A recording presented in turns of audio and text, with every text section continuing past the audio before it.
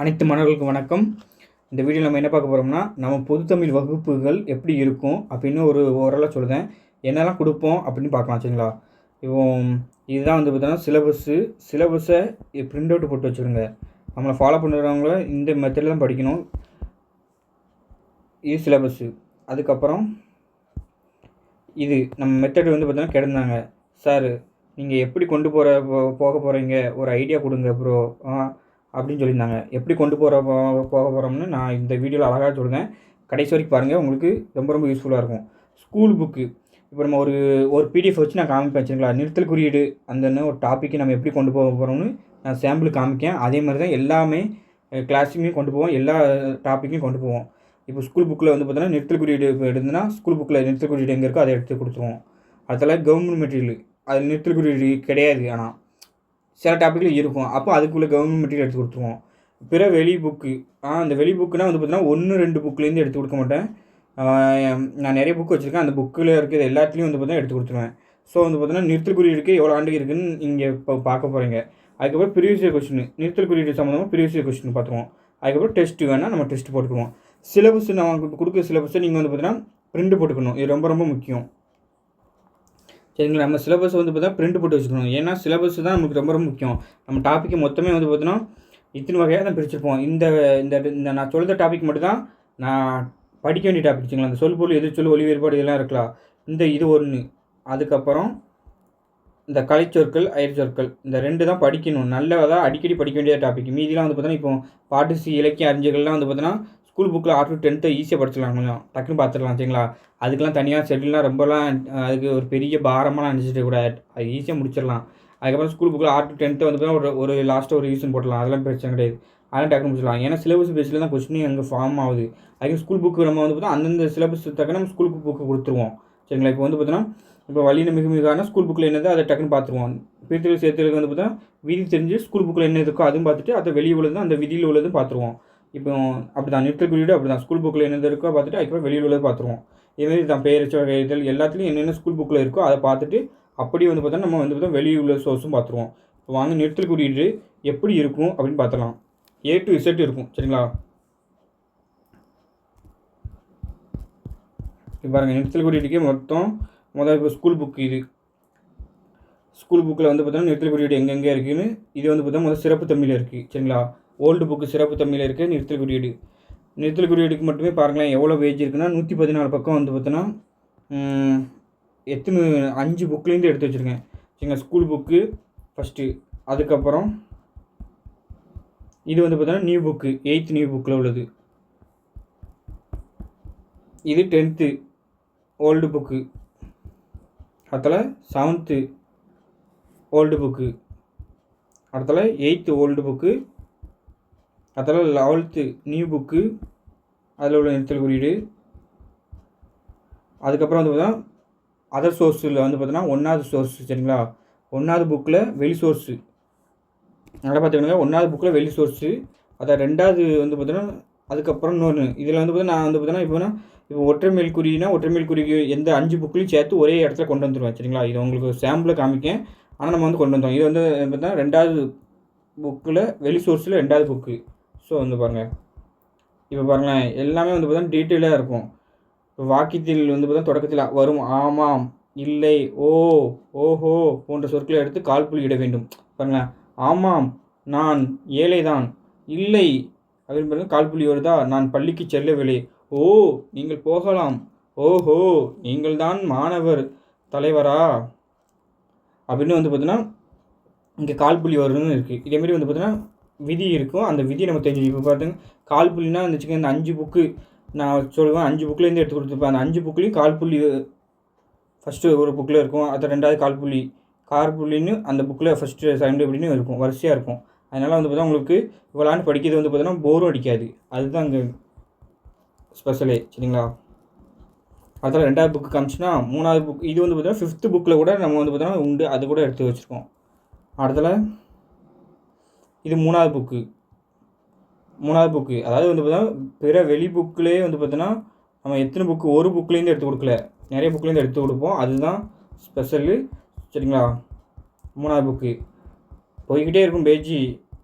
ஆனால் வந்து பார்த்தீங்கன்னா சார் இவ்வளோன்னு படிக்கணுமா அப்படின்னு நினைக்காங்க. அது வந்து பார்த்தீங்கன்னா 3 4வது புக்கு. கார்புள்ளி பாருங்களேன்.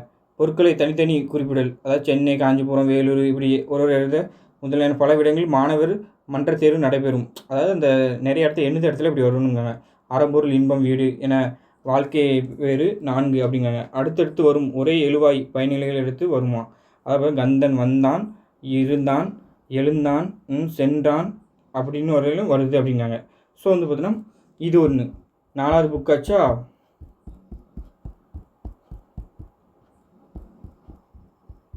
4வது புக்கு பாருங்கள் எவ்வளோ ஹேண்ட் இருக்குன்னு.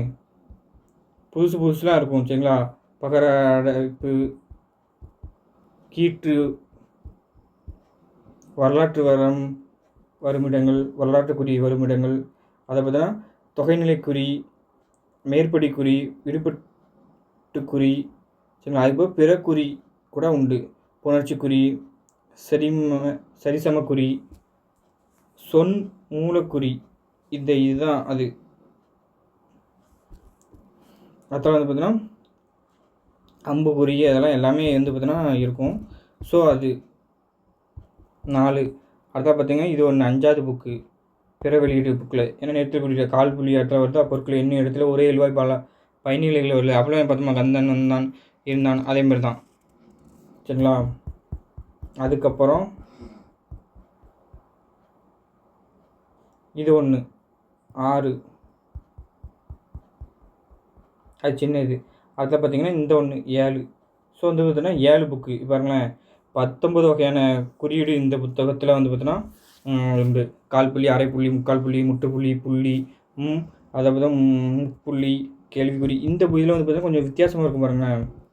இப்போ பாருங்கள் முற்றுப்புள்ளி உறுப்பிசைக்குறி அல்லது கார்புள்ளி அதுக்கு பேர், தொடரிசைக்குறி அல்லது அரைப்புள்ளி பேர், விலக்கிசைக்குறி அல்லது முக்காற்புள்ளி, வியப்புக்குறி அல்லது விழிப்பிசைக்குறி. ஸோ அதுக்கு இன்னொரு பேர்லாம் இருக்குது பாருங்கள். மேற்கோட்குறி அல்லது அணுவாத குறி சரிங்களா. இரட்டை இடைக்கோட்டுக்குறி இப்படின்னு அதுக்கு வேறு வேறு பேர்லாம் உண்டு அப்படின்னு அதையும் அதுக்காண்டி தான் அந்த வச்சுருக்கேன். அதனால வந்து பார்த்தோன்னா இப்போ இந்த உடுகுறின்னு என்னதுன்னா இப்படி நம்ம லாஸ்ட்டில் வந்து பார்த்தோன்னா காமிக்கும் அவங்களுக்கு சரிங்களா. இப்போ வந்து பார்த்தீங்கன்னா இது கால்புள்ளி இடைவெளி ஒரே எழுவாயை கொண்டு அடுக்கி வரும் முற்று வினைகளுக்கு இடையில் வரும். நீங்கள் வெளியிட்டிருந்த நகைச்சுவை துணுக்களை படித்தேன், ரசித்தேன், சிரித்தேன் அப்படியே வந்து பார்த்தீங்கன்னா இதுதான் அந்த இது முற்றுவினை பயனிலை சரிங்களா. படித்தேன், ரசித்தேன், சிரித்தேன் வரல. அதனால வந்து பார்த்தீங்கன்னா கால்புள்ளி வருது 2 இடத்துல. அதுமாரி ஒரு பெயரை தழுவும் சொற்களுக்கு இடையிலும் தொடர்களுக்கும் இடையிலும் வரும் அப்படிங்காங்க. இதேமாரி வந்து பார்த்தீங்கன்னா இது பாருங்கள். இப்போ கால்புள்ளிக்கு மட்டுமே பாருங்கள் எத்தனை பாயிண்ட் வருது பாருங்கள்.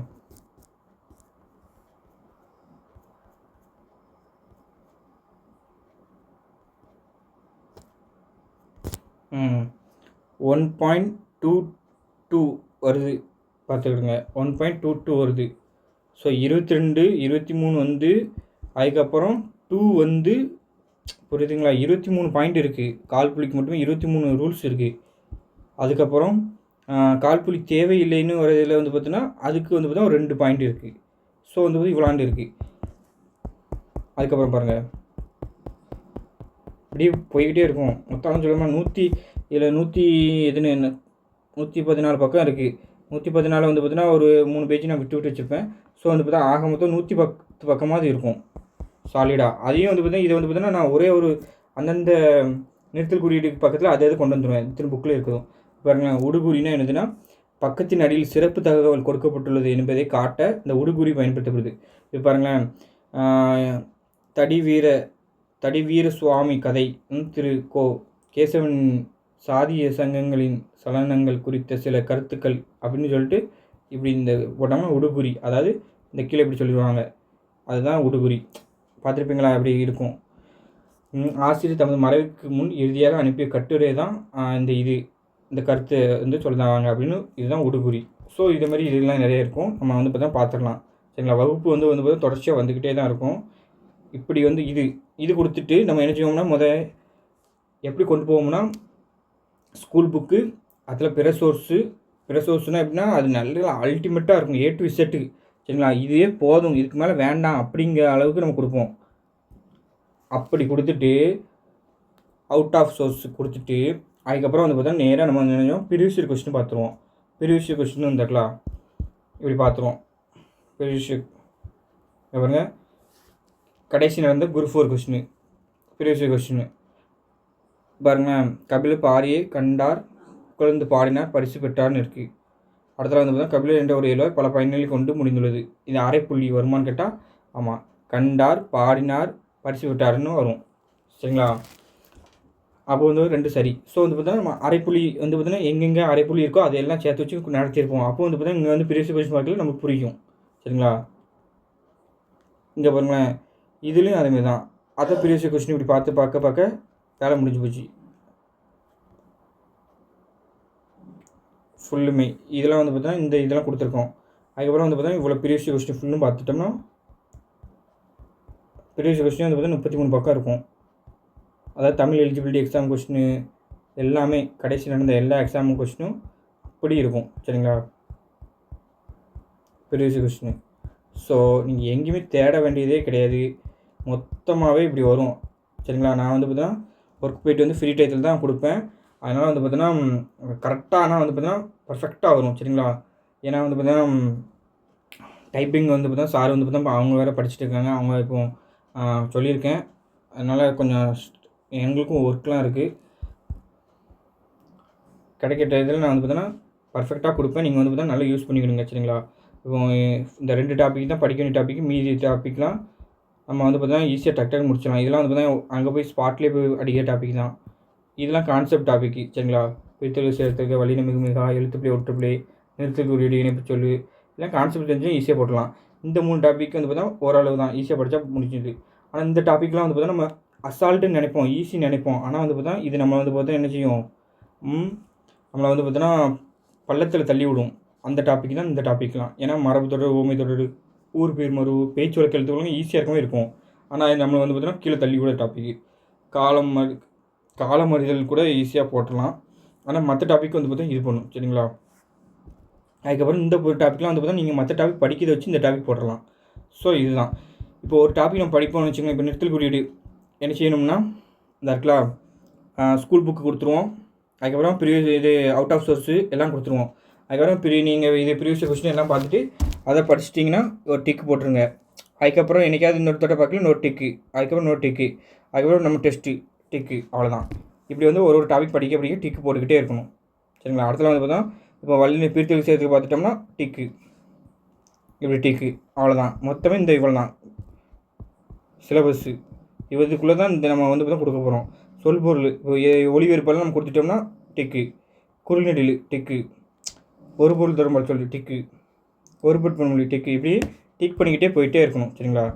அதனால் எந்த அகாடமி நீங்கள் சேர்ந்தாலும் சரி இது எல்லாமே கிடைக்கான்னு பார்த்துக்கிடுங்க. ஸ்கூல் புக்கு இருக்கணும், கவர்மெண்ட் மெட்டீரியல் இருந்தால் அதில் இருக்கணும், அதுக்கப்புறம் பிற வெளி புக்கிலேருந்து கொடுக்காங்களான்னு பார்த்துக்கிடுங்க, அதுக்கப்புறம் ப்ரீவியஸ் கொஸ்டின் கொடுக்காங்களான்னு பார்த்துக்கிடுங்க, டெஸ்ட்டு போடணும். இவ்வளோ தான். சரிங்களா? இந்த சிலபஸ் உள்ளது டவுன்லோட் பண்ணிக்கிடுங்க. சிலபஸ் நான் வந்து பார்த்தீங்கன்னா டிஸ்கிரிப்ஷனில் வைக்கேன். டெலிகிராம் குரூப்பில் சேர்ந்துக்கிடுங்க. சரிங்களா?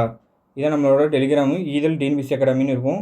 அதில் சேர்ந்துக்கிட்டிங்கன்னு வச்சுங்களேன், நம்ம வந்து பார்த்தா மற்ற யூனிட் 9 பேஸில் அதெல்லாம் வந்து பார்த்தா கரண்ட் அஃபேர்ஸு இதெல்லாம் எப்படி சார் போடணும்னு நான் மற்ற ஒரு வீடியோவில் சொல்லுவேன். சரிங்களா? அனைத்து தகவலும் வந்து பார்த்தோன்னா நம்ம இதில் தான் உடனுக்குடன் தெரிவிப்போம். சேர்ந்துக்கிடுங்க. அதோட லிங்க்கும் டிஸ்கிரிப்ஷனில் நான் வச்சுருக்கேன். இப்படி தான் நம்ம கொண்டு போக போகிறோம். யார் விருப்பம் இருக்கவங்க சேருங்க, இது விருப்பம் இருக்கவங்க ஃபாலோ பண்ணுங்கள், பர்ஃபெக்டாக இருக்கும். ஏன்னா வந்து பார்த்தோன்னா நான் எல்லாமே அனலைஸ் பண்ணிட்டு தான் வந்து பார்த்தோன்னா இந்த கான்செப்டுக்குள்ளே வந்திருக்கேன். நான் ஃப்ரீ டைத்தில் வந்து பார்த்தோன்னா என்னால் முடிஞ்ச வரைக்கும் வந்து பார்த்தோன்னா டக்குன்னு நான் வீடியோ கொடுக்க பார்க்கேன், அந்த சோர்ஸ் கொடுக்கேன். இப்போ நான் அடுத்து என்ன படிக்கணும்னு உங்களுக்கு சொல்லியிருந்தேன், அதை படிச்சுட்டு இருங்க. அதுக்கப்புறம் நான் ஃபர்தராக டக்குன்னு நம்ம வந்து பார்த்தோன்னா தொடர்ச்சியாக கொடுத்துட்டே இருக்கலாம். சரிங்களா? அந்த கலைச்சொல் பிடிஎஃப் வந்து பார்த்தோன்னா ஏற்கனவே நம்ம வந்து குரூப்பில் சென்ட் பண்ணிக்கிட்டேன். 14+1 15 பிடிஎஃப் நான் சென்ட் பண்ணிட்டேன். அந்த 15 பிடிஎஃப் வந்து பார்த்தோன்னா கொஞ்சம் படிச்சுட்டு இருங்க. சரிங்களா? சார் அவ்வளோகாண்டு படிக்கணுமா கேட்டால் அவ்வளோகாண்டு படித்து தான் ஆகணும். நீங்கள் கொஞ்சம் படிங்க, மனப்பாடம் பண்ணணும்னு நினைக்காங்க, அதை ரீட் பண்ணுங்கள்.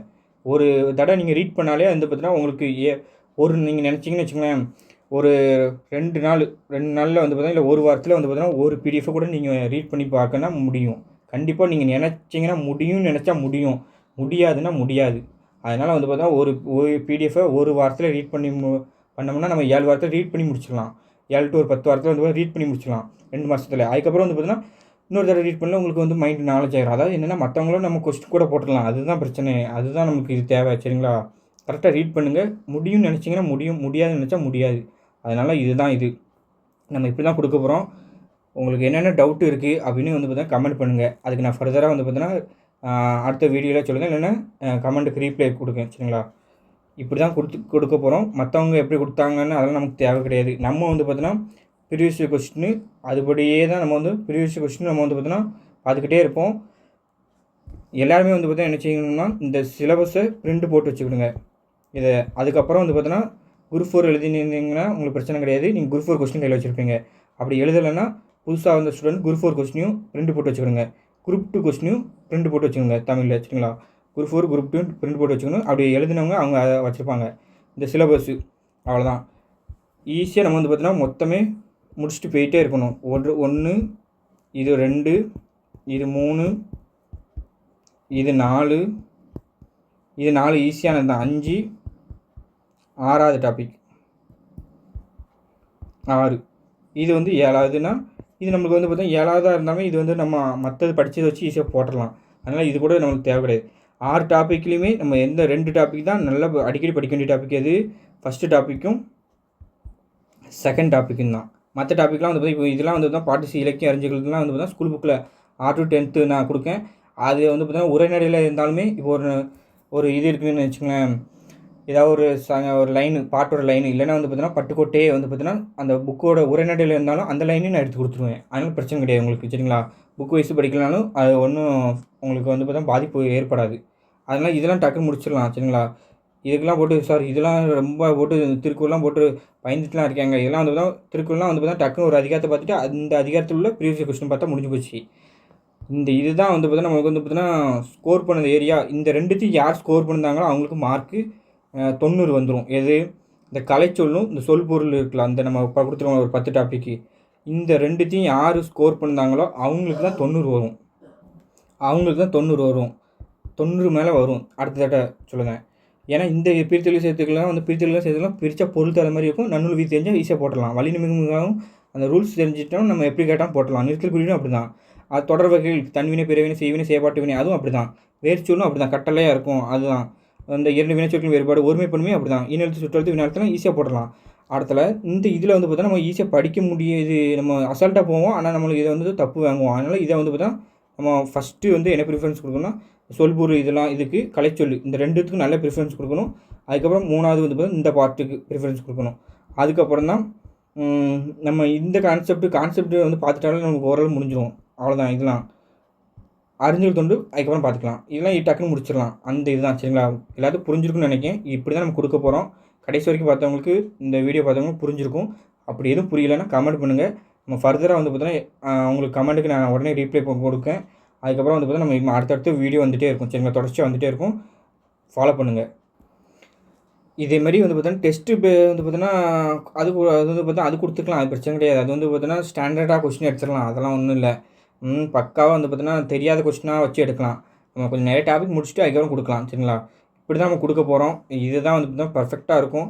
ஒரு வீடியோ வந்து பார்த்தா மொத்தமாக ஒரு ஃபுல் பேக்கேஜாக வந்து பார்த்தீங்கன்னா கொடுப்போம். அதுதான் நம்மளோட சிறப்பு. சரிங்களா? முன்னாடி நான் வந்து பார்த்தா அப்படி தான் கொடுத்துருந்தேன் ஃபஸ்ட்டு. அதுக்கப்புறம் சிலபஸ் மாறிச்சு அப்படி இப்படி இருந்துச்சு. இப்போ இதே மாதிரி இந்த மெத்தடில் தான் கொடுக்க போகிறோம். கரெக்டாக ஃபாலோ பண்ணிங்கன்னா கரெக்டாக வந்து பார்த்தீங்கன்னா ஸ்கோர் தட்டிட்டு நல்லா வந்துடலாம். சரிங்களா? ஒரு வைராக்கியத்தோடு வெறியோடு படிச்சிங்கன்னா கண்டிப்பாக வந்து பார்த்தா ஸ்கோர் பண்ணலாம். சரிங்களா? அடுத்த ஒரு வீடியோவில் சந்திக்கலாம். நன்றி, வணக்கம், தேங்க்யூப்பா.